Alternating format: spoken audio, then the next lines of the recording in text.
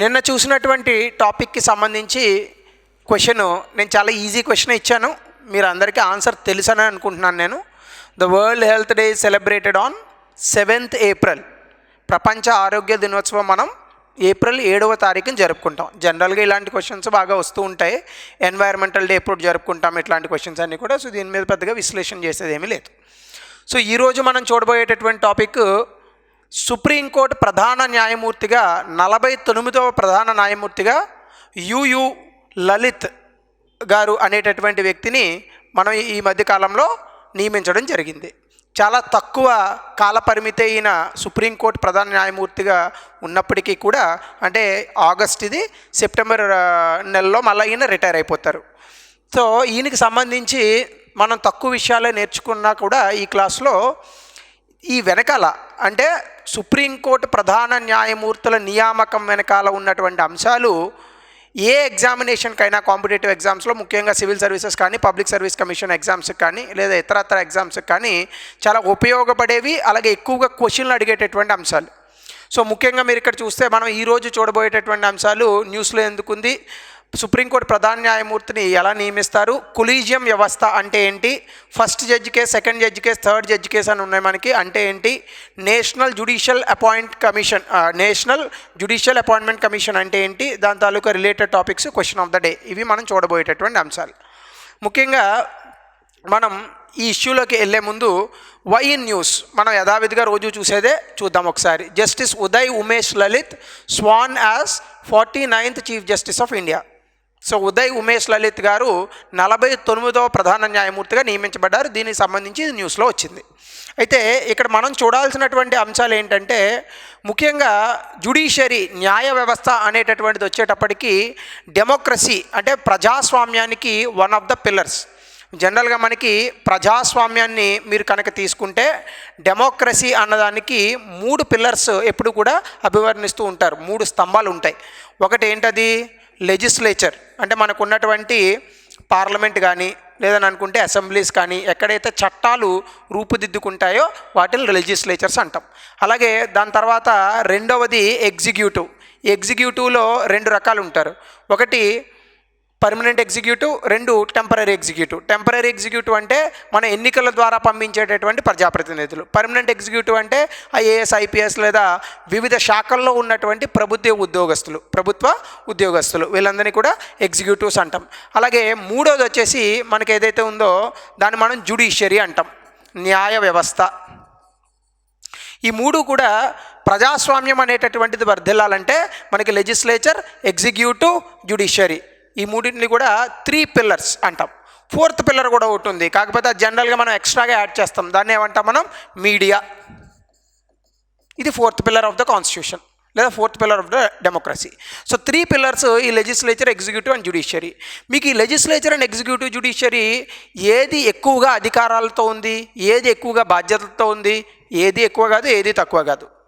దీనికి సమాన హక్కులు ఉంటాయి, దీనికి సమాన హక్కులు ఉంటాయి, దీనికి సమాన హక్కులు ఉంటాయి. కానీ భారతదేశ పరిస్థితుల్లో కనుక మీరు ఒకసారి తొంగి చూస్తే లెజిస్లేచర్, ఎగ్జిక్యూటివ్ కన్నా కూడా జ్యుడిషియరీ తాలూకా అధికారము లేదా జ్యుడిషియరీ తాలూకా నిబద్ధత లేదా జ్యుడిషియరీ తాలూకా స్వతంత్రత ఇవన్నీ కూడా చాలా ఎక్కువగా కనిపిస్తూ ఉంటాయి ప్రాక్టికల్ వరల్డ్లో. ఎందుకు అంటే దానికి రకరకాల కారణాలు ఉన్నాయి. ముఖ్యంగా ఈ జ్యుడిషియరీకి సంబంధించి అపాయింట్మెంట్స్, నియామకాలు అనేటటువంటివి చాలా వివాదాస్పదంగా మన దేశంలో జరుగుతూ ఉంటాయి. సో దీనికి సంబంధించినటువంటి అంశాన్ని మనం ఈరోజు క్లాస్లో చూసేటటువంటి ప్రయత్నం చేద్దాం. ముందుగా CJI appointment, chief justice of India, supreme court ప్రధాన న్యాయమూర్తి యొక్క నియామకం అనేటటువంటి అంశాన్ని మనం ముందుగా ప్రస్తావించాలి. దీనికి సంబంధించి మనం కాన్స్టిట్యూషన్లో ఉన్నటువంటి ప్రొవిజన్స్, అంటే రాజ్యాంగంలో ఇవ్వబడినటువంటి అధికారణలు ఏంటి. జనరల్గా మనకి 124 క్లాజ్ 1 అలాగే 124 క్లాజ్ 2 చాలా ఇంపార్టెంట్. ఒక సుప్రీంకోర్టు ప్రధాన న్యాయమూర్తి ఉంటారు, అలాగే ఇతరత్ర సుప్రీంకోర్టు ప్రధాన న్యాయమూర్తులు ఉంటారు.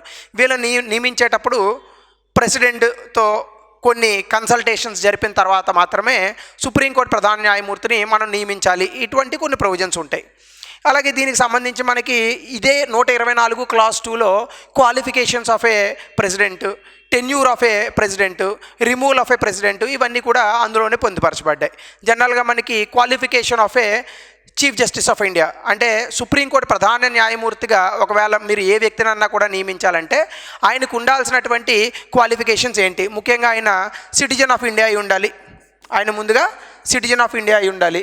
లేదా హైకోర్టు జడ్జిగా ఆయన 5 సంవత్సరాలు పనిచేసి ఉండాలి. లేదా హైకోర్టు న్యాయమూర్తిగా ఆయన 10 సంవత్సరాలు పనిచేసి ఉండాలి. ఆయన లేదా ఆవిడ ఎవరైనా కావచ్చు. హైకోర్టు న్యాయమూర్తిగా 5 సంవత్సరాలు పనిచేసి ఉండాలి. హైకోర్టు న్యాయమూర్తిగా 5 సంవత్సరాలు, హైకోర్టులో లాయర్గా అడ్వకేట్గా 10 సంవత్సరాలు పనిచేసి ఉండాలి. అలాగే ప్రెసిడెంట్ దృష్టిలో వాళ్ళు ఎమినెంట్ జ్యూరిస్ట్ అయి ఉండాలి.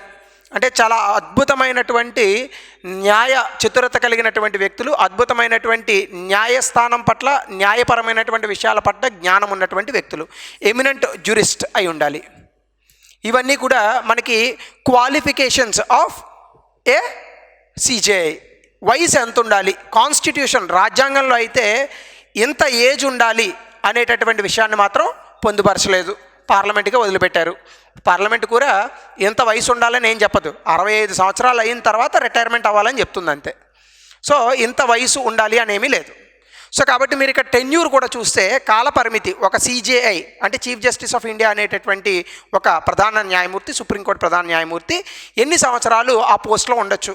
ఎన్ని సంవత్సరాలు అన్నది ఏం లేదు. ఆయనకి 65 సంవత్సరాలు అంటే ఆ సుప్రీంకోర్టు ప్రధాన న్యాయమూర్తిగా నియమించబడినటువంటి వ్యక్తి 65 సంవత్సరాలు వచ్చేంత వరకు కూడా ఆయన ఉండొచ్చు. సో ఫిక్స్డ్ టెన్యూర్ అనేటటువంటిది ఏదీ లేదు. సో ఫిక్స్డ్ టెన్యూర్లో మనకి మిగతా వాటికి ఉన్నట్టుగా 5 సంవత్సరాలు ఇలా ఏది కూడా సిజేఐకి మనం ఇవ్వలేదు. సో ఒకవేళ ఆయన టెన్యూర్ రిజైన్ చేయాలని అనుకుంటే, సో ఇందాక చెప్పాను 65 ఇయర్స్. ఒకవేళ ఆయన రిజైన్ చేయాలని అనుకుంటే ప్రెసిడెంట్కి రెసిగ్నేషన్ ఇవ్వాల్సి ఉంటుంది. ఒకవేళ సుప్రీంకోర్టు న్యాయమూర్తిని తొలగించాలని అనుకుంటే కేవలం మిస్బిహేవియర్,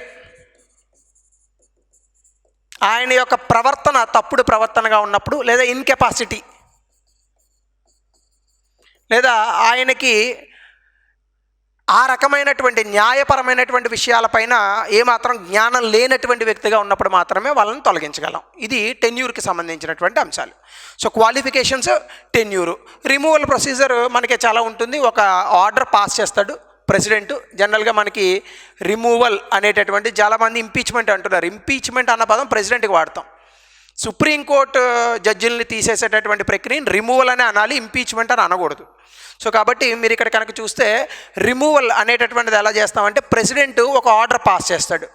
ఈ ఆర్డర్ ఎలా వస్తుంది మనకి? ప్రెసిడెన్షియల్ ఆర్డర్ లోక్సభ, రాజ్యసభలో స్పెషల్ మెజారిటీతో బిల్లు పాస్ అవ్వాలా. అంతేకాకుండా ఎవరినైతే రిమూవ్ చేయాలని అనుకుంటున్నారో ఆ వ్యక్తి పైన జ్యుడిషియల్ ఎంక్వైరీ యాక్ట్ అనే మనకి ఒకటి ఉంది పద్ధతి, జ్యుడిషియల్ ఎంక్వైరీకి సంబంధించి 1968, ఇఫ్ ఐఎమ్ నాట్ రాంగ్.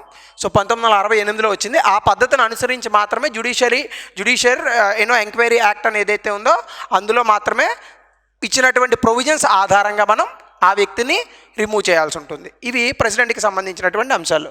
దీనికి సంబంధించిన నోట్స్ కూడా నేను ఇక్కడ ఇచ్చినాను, ఒకసారి చూడండి. ఆర్టికల్ 124, ఆర్టికల్ 124లో every judge of the Supreme Court shall be appointed by the president by warrant under his seal after consultation.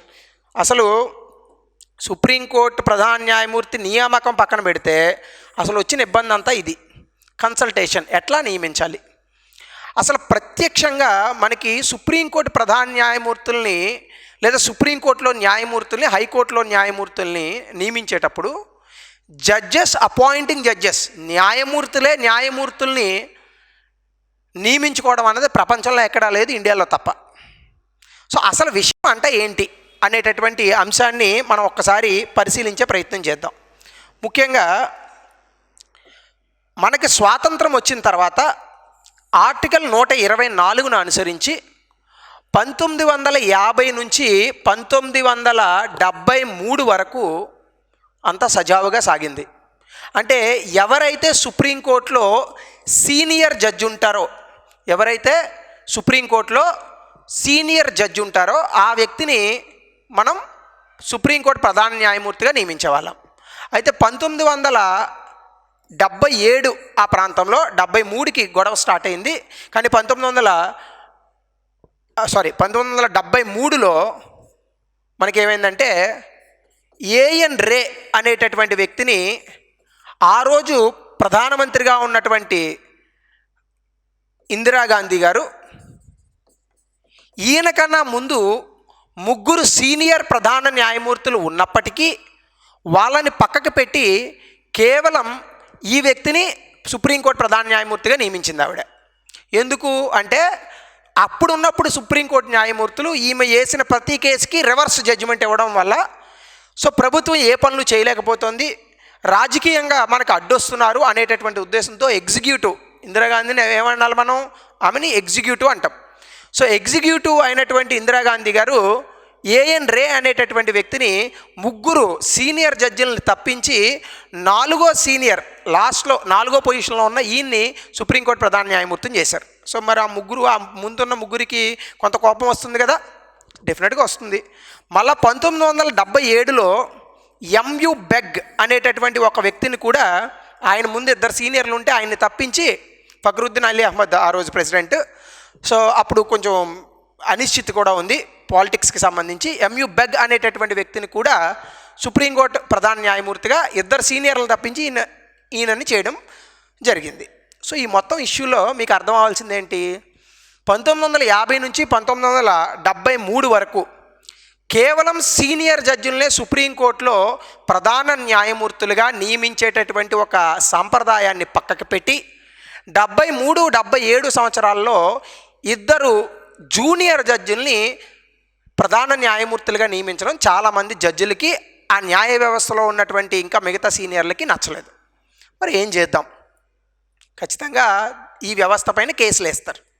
So ఇప్పుడు ఒక పెద్ద డిస్కషన్ జరిగింది, ఎట్లా మనం ఈ ప్రక్రియని మనం ఆచరణలో అమల్లో పెట్టి ఇందులో ఒక ఆర్డర్ ఎలా తీసుకురావాలి. అంటే ఇలా ఇష్టం వచ్చినట్టు ఇందిరాగాంధీ గారికి నచ్చినటువంటి వ్యక్తుల్ని ఒకళ్ళు జడ్జి కింద అపాయింట్ చేసుకొని, రేపొద్దున ఇంకొకరికి నచ్చిన వ్యక్తులను ఇంకొకళ్ళు అపాయింట్ చేసుకుంటే ఏమవుతుంది, మొత్తం న్యాయ వ్యవస్థ అంతా చిన్నభిన్నం అవుతుంది. ఇట్లా చేయకుండా దీన్ని ఆర్డర్లో ఎట్లా తీసుకురావాలి అనేటటువంటి అంశం తెరపైకి వచ్చింది. అది చూసే ముందు మనం దీనికి సంబంధించిన ఒకసారి నోట్స్ డిస్ప్లే చేస్తాను మీకు. ఇది ఆల్రెడీ చెప్పాను. మీరు ఇక్కడ చూస్తే appointment of judges, qualifications, oaths or affirmations, already మీకు చెప్పాను. అపాయింట్మెంట్ ఆఫ్ జడ్జెస్ అనేటటువంటి ఇప్పుడు కొలీజియం సిస్టమ్ ఆధారంగా జరుగుతుంది. సో అలాగే క్వాలిఫికేషన్స్ ఆల్రెడీ మీకు చెప్పాను ఇక్కడ నేను ఇందాక, సిటిజన్ ఆఫ్ ఇండియా అయి ఉండాలి, అలాగే మినిమం ఏజ్ అనేటటువంటిది ఏది కూడా లేదు, అలాగే హైకోర్టు న్యాయమూర్తిగా 5 సంవత్సరాలు పనిచేసి ఉండాలి, హైకోర్టులో లాయర్గా 10 సంవత్సరాలు పనిచేసి ఉండాలి, లేదా ఎమినెంట్ జ్యూరిస్ట్ అయి ఉండాలి. ఓత్స్ అండ్ ఎఫర్మేషన్స్ అంటే మనం చెప్తాం కదా, భారత్ అనే నేను భారత రాజ్యాంగం పట్ల విశ్వాసం విధేయత చూపుతానని. సో ఇవన్నీ కూడా ఓత్స్ అండ్ ఎఫర్మేషన్స్ అంటారు. ఇది ప్రెసిడెంట్ గారి ఆధ్వర్యంలో చేయాల్సి ఉంటుంది. టెన్యూర్ ఆల్రెడీ చెప్పాను 65 సంవత్సరాలు, అదే హైకోర్టుకి అయితే 62 ఏళ్ళు, రైట్. 65 సంవత్సరాలు వచ్చే వరకు ఆయన పదవిలో ఉండొచ్చు. ఇవన్నీ కూడా టెన్యూర్ ఆఫ్ జడ్జెస్. రిమూవల్కి కూడా నేను ఆల్రెడీ మీకు చెప్పడం జరిగింది. శాలరీస్ అండ్ అలవెన్సెస్ కాన్స్టిట్యూషన్లో ఏమి ఇవ్వలేదు. శాలరీస్ అండ్ అలవెన్సెస్ అంతా కూడా పార్లమెంట్ ఎలా నిర్ణయిస్తే అలా ఉంటుంది. జనరల్గా శాలరీస్ అండ్ అలవెన్సెస్కి వచ్చేటప్పటికి జడ్జ్ తాలూకా శాలరీ ఏదైతే ఉందో మీకు నచ్చినట్టు మార్చడానికి లేదు. అంటే పార్లమెంటు పలానా జడ్జు ఇప్పుడు నరేంద్ర మోడీ గారికి వ్యతిరేకంగా ఇచ్చారనుకోండి, ఆయన తాలూకా శాలరీ తగ్గించేస్తానంటే కుదరదు. సో కాబట్టి శాలరీస్ అండ్ అలవెన్సెస్ అన్నీ కూడా కన్సాలిడేటెడ్ ఫండ్ ఆఫ్ ఇండియాలోంచి వస్తాయి. దీన్ని చార్జ్డ్ ఎక్స్పెండిచర్ అంటారు. ఏమంటారు? Charged expenditure. సో ఆ చార్జ్డ్ ఎక్స్పెండిచర్లో భాగంగా పార్లమెంటు నిర్ణయిస్తుంది. పార్లమెంట్ నిర్ణయించినట్టుగానే శాలరీస్ అండ్ అలవెన్సెస్ అనేవి వెళ్తూ ఉంటాయి. సో కొలీజియం సిస్టమ్ అనేటటువంటిది ఇందాక ఆల్రెడీ మీకు చెప్పాను, అసలు ఎలా వచ్చింది అనేటటువంటి అంశాన్ని అయితే మనం చూద్దాం. ముందుగా 1950 నుంచి 73లో ఒక కన్వెన్షన్ అంటే ఒక సాంప్రదాయం డెవలప్ చేసాం. ఏఎన్ రే, ఎంయు బెగ్ అనేటటువంటి ఇద్దరు వ్యక్తుల్ని సీనియర్ జడ్జిల్ని పక్కకు తప్పించి వీళ్ళని చేయడంలో అసలు మొత్తం రభస అంతా స్టార్ట్ అయింది. సో దీనివల్ల ఏమైంది, ఎగ్జిక్యూటివ్కి జ్యుడిషియరీకి మధ్య గొడవలు జరిగాయి. సో ఫస్ట్ జడ్జ్ కేస్ ఇక్కడ నుంచి మనం చూద్దాం.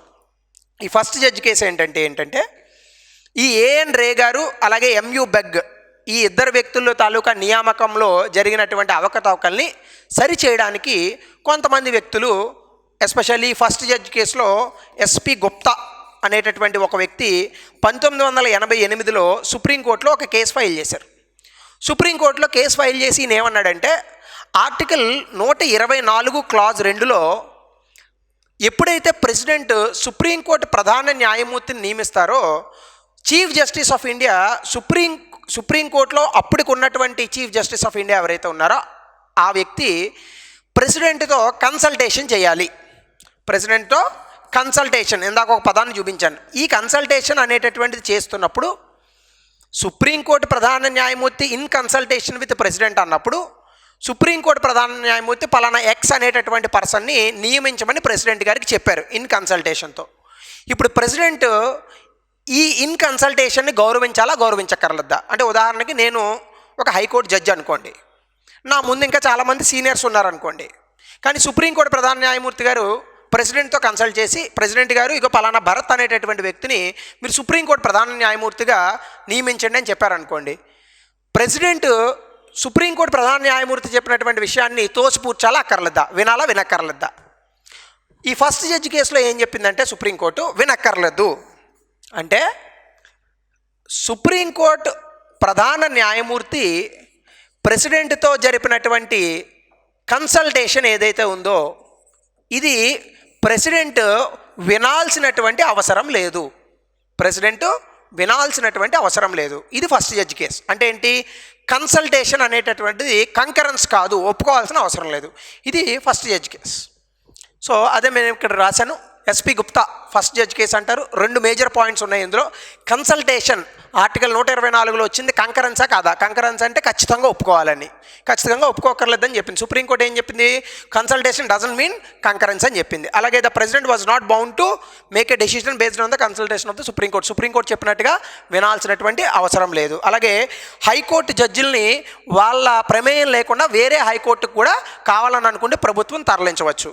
అంటే ఒక రకంగా మీకు ఇది ప్రభుత్వానికి వ్యతిరేకంగా ఉందా, ప్రభుత్వానికి సానుకూలంగా ఉందా? జడ్జిమెంట్ ప్రభుత్వానికి సానుకూలంగా ఉంది. అయితే ఈ జడ్జిమెంట్ మళ్ళీ నచ్చలే ఎవరికి. సో అప్పుడు ఏమైంది? మళ్ళా సెకండ్ జడ్జి కేస్ అనేటటువంటిది మరొకటి వచ్చింది. సో సెకండ్ జడ్జి కేసు అనేటటువంటిది మనకి 1993వ సంవత్సరంలో సెకండ్ జడ్జి కేసు వచ్చింది. ఈ సెకండ్ జడ్జి కేసు వేసింది ఒక వ్యక్తి కాదు, సుప్రీంకోర్టుకి సంబంధించి ఒక అసోసియేషన్ ఉంది, స్కారా అని చెప్పి. ఆ అసోసియేషన్ వాళ్ళు ఈ కేసు వేశారు. ఈ కేసులో వచ్చినటువంటి తీర్పు ఏంటి? ఫస్ట్ జడ్జి కేసులో వచ్చినటువంటి తీర్పుకి వ్యతిరేకంగా వచ్చింది ఇది. అంటే ఎట్లా? ఈ కన్సల్టేషన్ అనేటటువంటి అంశం ఏదైతే ఉందో అది కంకరెన్స్. అంటే సుప్రీంకోర్టు ప్రధాన న్యాయమూర్తి గారు తర్వాత రాబోయేటటువంటి ప్రధాన న్యాయమూర్తిని ఎవరినైతే నియమించాలని చెప్తారో ఆ వ్యక్తినే నియమించాలి ప్రెసిడెంట్. మరొక వ్యక్తిని నియమించడానికి ప్రెసిడెంట్కి హక్కు లేదు. ఏది? రాష్ట్రపతికి కూడా హక్కు లేదని చెప్పింది సుప్రీంకోర్టు. అంటే దాని అర్థం ఏంటి? సుప్రీంకోర్టు ప్రధాన న్యాయమూర్తి బయటికి వెళ్ళిపోతూ పలానా భరత్ అనేటటువంటి వ్యక్తిని సుప్రీంకోర్టు ప్రధాన, అంటే ఎగ్జాంపుల్ చెప్తున్నానండి, మీరు మళ్ళీ నన్ను ఏదో తప్పుగా అనుకోవద్దు, మీకు అలా అర్థమవుతుందని చెప్తున్నాను. సో పలానా ఎక్స్ అనేటటువంటి పర్సన్ని సుప్రీంకోర్టు ప్రధాన న్యాయమూర్తిగా నియమించాలని చెప్తే ఖచ్చితంగా చేయాలి. ఫస్ట్ జడ్జి కేసులో చేయకూడదని చెప్పింది, ఇప్పుడు చేయాలని చెప్పింది. అంటే ఏమైంది? తన తాలూకా డెసిషన్ మార్చుకుంది. రైట్, ఇక్కడే కొలీజియం వ్యవస్థ వచ్చింది. సో ఈ కొలీజియం వ్యవస్థ ఏం చెప్పిందంటే మనకి సుప్రీంకోర్టు ఆ రోజు, ఇక్కడ మేము కొలీజియం అనేటటువంటి ఒక వ్యవస్థని సృష్టిస్తున్నాము. అసలు ఈ పదం రాజ్యాంగంలో లేనే లేదు. 1.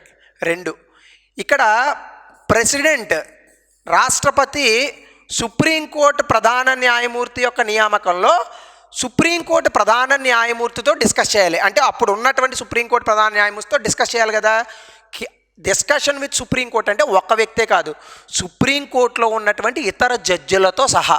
అంటే ప్రధాన న్యాయమూర్తితో పాటు 4 ఇతర జడ్జిలతో సహా ఈయన డిస్కస్ చేయాలి. ఏ ఇద్దరు జడ్జిలైనా పలానా వ్యక్తి వద్దు అన్నారనుకో ప్రెసిడెంట్ నియమించక్కర్లేదు. కానీ సుప్రీంకోర్టు ప్రధాన న్యాయమూర్తి అప్పుడు ఉన్నటువంటి 4 సుప్రీంకోర్టు న్యాయమూర్తులు కనుక పలానా వ్యక్తినే నియమించాలి అని ఇచ్చారనుకోండి, ఖచ్చితంగా ప్రెసిడెంట్ నియమించాలి. అంటే దాని అర్థం ఏంటి? ఇప్పుడు ఎగ్జిక్యూటివ్కి అసలు ప్రధాన న్యాయమూర్తుల్ని లేదా జడ్జెస్ తాలూకా నియామకాల్లో హక్కే లేకుండా పోయింది. సో మరి జడ్జెస్ని ఎవరు నియమిస్తారు? జడ్జిలే నియమించుకుంటారు. రేపొద్దున మనం కూడా ఎమ్మెల్యేని ఎమ్మెల్యేయే నియమించుకుంటాడు. ప్రజలు ఓటేయాల్సిన హక్కు లేదంటే మీరందరూ ఒప్పుకుంటారా? ఒప్పుకోరు కదా. బీకామ్లో ఫిజిక్స్ చదివిన వాళ్ళు, ఇంటర్లో హెచ్ఈసీ చదివిన వాళ్ళు అందరూ కూడా ఎమ్మెల్యేలు, ఎంపీలు, స్పీకర్లు అవుతూ ఉంటారు. రైట్. సో ఇటువంటివి జరగకూడదు కాబట్టి ఇక్కడ ఏం చేయాలి, మీరు జడ్జెస్ అపాయింట్ చేసుకోవడం అనేటటువంటిది మార్చాలి. ఈ మార్చడానికి వచ్చిందే నేషనల్ జ్యుడిషియల్ అపాయింట్మెంట్ కమిషన్, అది లాస్ట్లో చెప్తాను నేను. సో కాబట్టి ఇది సెకండ్ జడ్జి కేసులో జరిగినటువంటి అంశం. ఈ స్కారా అనేటటువంటి అసోసియేషన్ ఇచ్చింది, దానికి సంబంధించినటువంటి నోట్స్ అంతా కూడా నేను ఇక్కడ మీకు ఇచ్చాను. సో థర్డ్ జడ్జి కేసు మనకి ఏం చెప్పిందంటే, అసలు థర్డ్ జడ్జి కేసు చాలామంది కేసు అనుకుంటారు, అది కేసు కాదు. కేవలం ఆ రోజు ఉన్నటువంటి కేఆర్ నారాయణన్ గారు, ప్రెసిడెంట్గా ఉన్నటువంటి కేఆర్ నారాయణన్ గారు ఈ సుప్రీంకోర్టు జడ్జిలు అపాయింట్మెంట్కి సంబంధించి మీరు ఏదో ఒక సమాధానం చెప్పండి అని సుప్రీంకోర్టు అడిగితే సుప్రీంకోర్టు ఇచ్చినటువంటి ఒపీనియన్. సో సుప్రీంకోర్టు ఏం ఒపీనియన్ ఇచ్చిందంటే, ఆల్రెడీ మీకు ఎంత చెప్పాను, కొలీజియం వ్యవస్థ ఉంటుంది. ఈ కొలీజియం వ్యవస్థలో 5 సుప్రీంకోర్టు ప్రధాన న్యాయమూర్తితో కలిపి 5 జడ్జిలు వాళ్ళ తాలూకు ఒపీనియన్ ఇస్తారు. ఆ ఒపీనియన్ని మీరు ఫాలో అవ్వాలని చెప్పి చెప్పడం జరిగింది. సో అది ఇక్కడ ఇచ్చినటువంటి అంశం. మీకు ఇదంతా కూడా నోట్స్లో రాశాను. దానికి సంబంధించినటువంటి ఆర్టికల్స్ కూడా 124, 217, అలాగే 222 అదే మీకు ఇక్కడ రాశాను. ఇందాక మీకు చెప్పినటువంటి అంశాలు ఏవి మీరు నోట్స్ రాసుకోండి. సో 217, 222 ఇదేమో సుప్రీంకోర్టు జడ్జిల నియామకం, ఇదేమో హైకోర్టు జడ్జిల నియామకం. అలాగే 222 వచ్చేసి ట్రాన్స్ఫర్ ఆఫ్ జడ్జెస్ యొక్క నియామకం. ఇది కొలీజియం వ్యవస్థ. సో కొలీజియం వ్యవస్థ అంటే మనకేంటి, ఇప్పుడు జడ్జెస్ని అపాయింట్ చేస్తారు. Collegium will recommend the names of the candidates. ఈ కొలీజియం వ్యవస్థ సెంట్రల్ గవర్నమెంట్కి కొన్ని పేర్లు పంపుతుంది.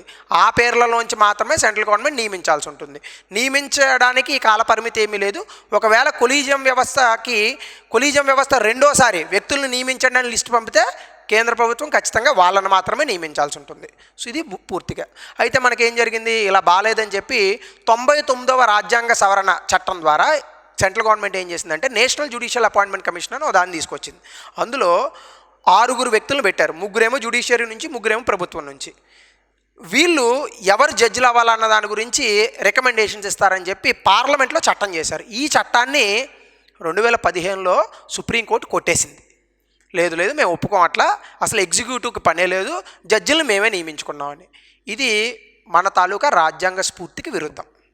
సో కన్స్ట్రక్టివ్ క్రిటిసిజం చేయొచ్చు. So national judicial appointment commission మంచిదే ఒక రకంగా. కాకపోతే జడ్జిల తాలూకా ఆలోచన ఏంటంటే, ఎగ్జిక్యూటివ్ వస్తే 1973 లాంటి పరిస్థితులు మళ్ళీ తిరిగి వస్తాయని. సో నా పర్సనల్ ఒపీనియన్ చెప్పాను. సో డెఫినెట్గా వాక్ స్వాతంత్ర హక్కు ప్రతి వాళ్ళకి ఉంది. సో అది దీనికి సంబంధించినటువంటి అంశం. ఎన్జాక్ ఇగో ఈ 6 ఉంటారు. Chief justice of India, 2 senior జడ్జిలు, law minister of India, 2 other members from the selection committee. So related topics అన్నీ ఇవి. Keshavanand Bharati case, judicial activism, judicial overreach, doctor of severability, national judicial council, ఇవన్నీ మీరు ఇంటర్నెట్లో చూసుకొని చదువుకోండి. దీనికి related topics. So question of the day, the nature of consultation with the chief justice of India and matters of appointment of judges to high court is correctly described as. దీని తాలూకా answer మీరు comment సెక్షన్లో పెట్టండి. This video is brought to you by AKSIAS.